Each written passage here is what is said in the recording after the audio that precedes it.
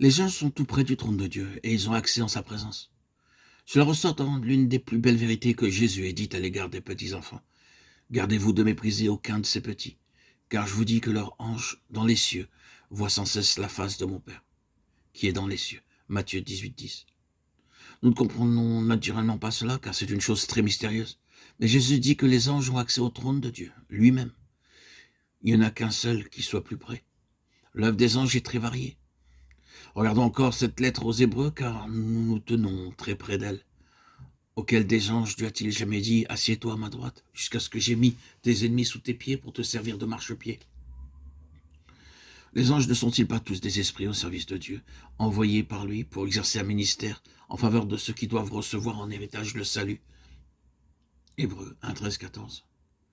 Et quelle œuvre ils ont à accomplir? Pensons à tous les héritiers du salut dans le monde tout entier, dans toutes les générations. Et il nous est dit que les anges ont à veiller sur eux et sur leur intérêt, pour exercer un ministère en faveur de ceux qui doivent recevoir en héritage le salut. Nous ne les voyons naturellement pas, mais si la Bible est vraie, les anges sont là, et sont des êtres très occupés. Ils ont un service très grand et très précieux. Tous les besoins différents de ces héritiers du salut sont leur responsabilité. Les anges sont donc d'un ordre très élevé, mais il nous est dit dans cette lettre aux Hébreux, le Fils est beaucoup plus grand que les anges. C'est ce que dit ce verset 4e du premier chapitre.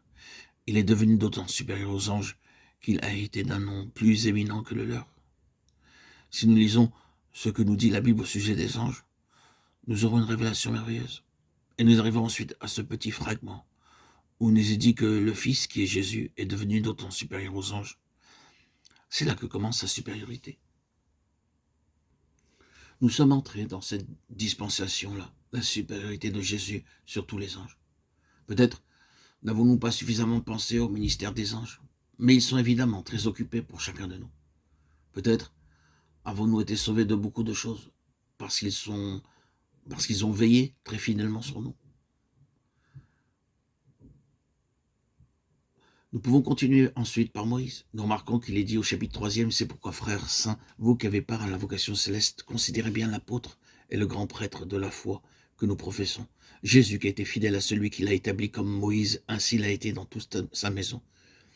En effet, il a été jugé digne d'une gloire d'autant supérieure à celle de Moïse. Retenons bien ces mots, une gloire d'autant supérieure à celle de Moïse.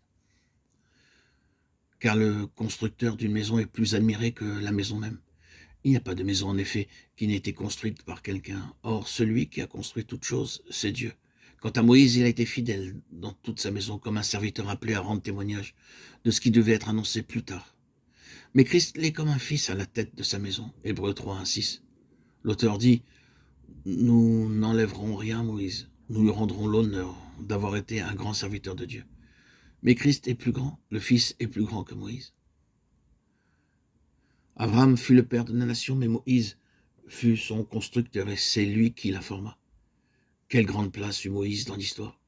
Il eut non seulement une très grande place en Israël, mais dans le monde tout entier. De nombreux systèmes légaux sont basés sur son économie. C'est parce que Moïse a dit « Tu ne déroberas point » que nous avons les forces de police dans le monde. C'est aussi parce qu'il a dit « Tu ne tueras point ».